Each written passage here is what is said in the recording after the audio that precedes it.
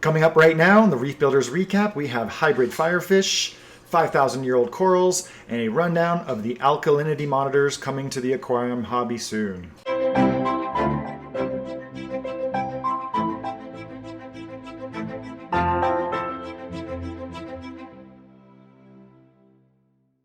How's it going, everybody? Welcome to another episode of the Reef Builders Recap. I'm your host, Jake Adams, and I'm here to tell you about all the best news that we've covered over the last week. If you're a long-term subscriber of this channel, you probably noticed a lot more fit and finish to our videos, to our presentation, our playlist, and I've put in a lot more heart, work, and dedication to the channel in the last few weeks, and it's something that you can expect to see a lot more of in the future. I've written so many articles, and it's really refreshing to share the news with you in a different format. So look forward to a lot more videos like this, and without further ado, let's dive right into the best fish, coral, and product news of the week. So first up, we have a brand new species that was actually described the day that I put out my first episode of the Reef Builders Recap. This is a species of slippery goby called Lubricogobius tunicatus. And slippery gobies are very interesting because they are some of the smallest fish you might find on the reef, but these tiny little yellow gobies about the size of jelly beans are often found in pairs, and they have a preference for hanging around the mouths of bottles in which they can hide in. We're talking about discarded bottles, and the new species is called Lubricogobius tunicatus, the tunicate slippery goby, and this species was named because it has a preference for living in and around tunicates. This species was described from Milne Bay, Papua New Guinea, and it's just one of the latest species to be described from this part of the world, and we look forward to a lot more new species description from Papua New Guinea in particular.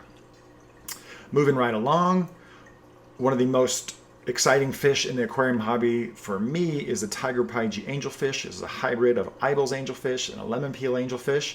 It has this wild, otherworldly color with a yellow body and strange orange rippling bars, and it's a very highly sought after fish in the aquarium hobby. Now, there's a very interesting imposter of the tiger pyge angelfish that doesn't really have a name because it's really rare. This is a xanthic form of the Ibel's angelfish. So if you take an Ibel's angelfish and you replace all that grayish brown color with yellow, you get this xanthic Ibel's angelfish. Reef Master Indonesia recently scored one of these specimens, and at first glance it really does look exactly like a tiger pyge angelfish, except that there's no difference in the bars. The bars are exactly like you would expect in an Ibel's angelfish, and they are a thin orange. Then all the orange colors in the xanthic fish are boosted due to the xanthic coloration. But for me, the most exciting new fish news this week was the documentation of a hybrid of a Helfrich's firefish. Now, the firefish is bar none one of my favorite fish in the aquarium hobby. Just that delicate white fish, red fish that fades into white in the body with yellow accents and purple dots on the head is just really cool. And you see the same thing in the Helfrich's firefish and the purple firefish. The motif of these dart fishes is just really one of the coolest fish you can get. And a regular firefish is going to cost you somewhere around $10 or $15. So it doesn't take a big investment to enjoy a small group of them and watch them flicker. So along those lines, the Helfrich's firefish is the first documented hybrid of a Helfrich's crossing with any of the other species. On Reef Builders, we've documented regular and purple firefish crossing before, but this Helfrich's firefish hybrid is really special because it comes to us from southern Japan, a place called Okino-Irabujima Island, or Irabujima Island in the southern part of Japan. These photos come to us from Kazutoshi Uehara of GT Divers in this area. And a real big thank you to him for sharing the large versions of these photographs that we could share with you. And some of the photographs appear to show a very ghostly looking fish, probably due to the flash, but at some other angles you can see a very unique collection of blue spots around the head and just a really interesting intermediate coloration between a Helfrich's firefish and a regular firefish. And the video is equally awesome. It's just so cool to see these species living together, hybridizing together, and there are even some documentations of all three species occurring in this part of Okino-Irabujima in southern Japan. In science news, we got some updates on the ecology of Acropora palmata, the famed Elkhorn Coral. Now, Elkhorn Coral is one of the coolest corals you will ever see out in the wild. It is a protected species, so it's completely off limits for captive aquarium use, but these corals grow so large you really wouldn't want to grow them in an aquarium anyway. A decent colony of Elkhorn coral might be at the size of a small tree, just really, really huge. And we found out recently through a paper by Dr. Ilyana Bombs of Penn State University that these corals can live for thousands and thousands of years. Using molecular analysis, they've been able to show that certain colonies of Elkhorn acropora can be as much as 5,000 years or more. This is really, really interesting news because we know that on some reefs of the Florida Keys, the entire population of Elkhorn corals seen there are actually the same individuals that have propagated asexually over time and moved around the reef. And interesting to know that these corals are not only dominating an entire reef zone, but living for thousands and thousands of years to do so. And it's just another reason why we need to do everything we can to help protect and safeguard this species in its natural habitat. Now, just the other day, I was having a conversation with Julian Sprung about seagrasses, and the topic came up of underwater pollination. And at the time, we knew that there had been some suspicions that underwater animals can be responsible for pollinating the underwater flowers of seagrasses. But just this week, a paper came out that showed and proved definitively that certain pods, copepods, and polychaete worms are directly pollinating seagrass. Now, previously it had been shown that these animals were actually visiting the flowers of seagrasses, but further research has shown the pollen grain actually sticking to these animals as they went from flower to flower, from male to female flower, with successful pollination actually being the result. And what's cool for us is to know that these experiments were done in captive aquariums. So there's another reason why aquariums and science really go hand in hand, and we look forward to more research using aquariums to prove some of these cool things about wild reefs. Now, due to it being the holidays and the end of the year, we don't have too many product news of any new announcements this week, but I want to talk to you about some new products that have been announced throughout the year but haven't really come to market yet. These include the Akamai LED and water pump from Hydor. These are some really interesting products that we can't wait to get our hands on, especially that $99 controllable water pump for nano reef tanks. We don't know when these are going to come out. I mean, they might be coming out here in December, maybe in January, but hopefully we'll have them in time for reef stock next year. Another set of aquarium products that we're really looking forward to seeing is the new pumps from Seache. The Seache Synchra has been just absolutely killing it as far as like being the standard in power, efficiencies, and silent operation. And their controllable version, the Smart DC or SDC Synchra pumps, are going to push that bar even higher.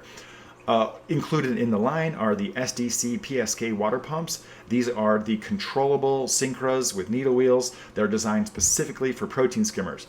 And we were really looking forward to a new batch of protein skimmers coming out next year with these controllable pumps, which have been the forerunners of driving aquarium protein skimmers for a long time. Everybody who is into needle wheel protein skimmers know about the PSK pumps, so the SDC PSK will do like the Synchra and hopefully raise our expectations for what we can expect from aquarium protein skimmer performance.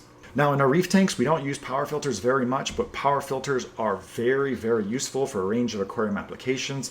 And along those lines, we're really excited to see the Seachem Tidal power filter come out. It's been a really long time since the venerable power filter has had a serious redesign.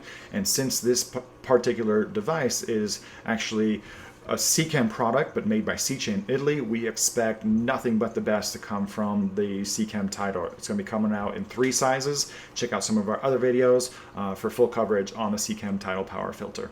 Probably the biggest hot button topic in the aquarium world right now, especially in the reef aquarium world, is the advent of automatic alkalinity monitors and controllers. Now, it's very interesting that these devices are coming up from a few different companies at the same time, but this technology has actually been available for almost a decade. The two headline products in this space are the AMI from Jim Welsh, the Alkalinity Monitoring invention, which has been licensed by Neptune Systems and will be compatible with the Apex controller, and the KH Guardian coming from a new company out of Taiwan. Both of these devices work similarly in that they take a certain amount of water out of your aquarium and they measure alkalinity in two different ways. The AMI actually tests alkalinity the same way that you would do a drop test at home, basically adding a certain amount of an acid with a pH indicator solution until it neutralizes, but it uses an optical sensor to determine when that alkalinity has been measured. Meanwhile, the KH Guardian uses a pH probe to measure that change in neutralizing due to a certain amount of acid being added. Now, I feel a little bit more comfortable about a machine that is testing alkalinity the same way that I have done in the past, but the KH Guardian also has its merits through calculating what the alkalinity is in the aquarium with changes in pH after acids have been added to the solution. No price or release date has been set for the AMI from Neptune Systems. Neptune Systems now needs to design for manufacture, basically redesign the concept of the AMI in such a way that they can produce it and incorporate it with the Neptune systems. Meanwhile, the KH Guardian is being distributed by a range of different companies around the country and in other countries. The cost being thrown out for this or being proposed for this particular product is in the neighborhood of about $1,200 to $1,300. That is a lot of money to have on your home aquarium, but if you're a commercial entity and you're fragging corals and propagating corals and have tons of frags, $1,300 is not that much to spend just to make sure you have a really, really good baseline of alkalinity, one of the most important parameters for making sure to keep your coral growth and health of your aquarium up and high.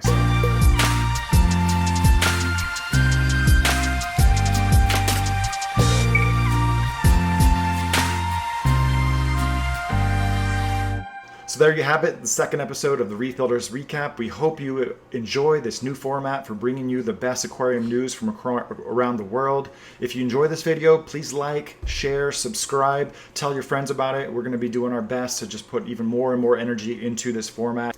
I hope you enjoyed this episode of the Reef Builders Recap, and I will see you next time.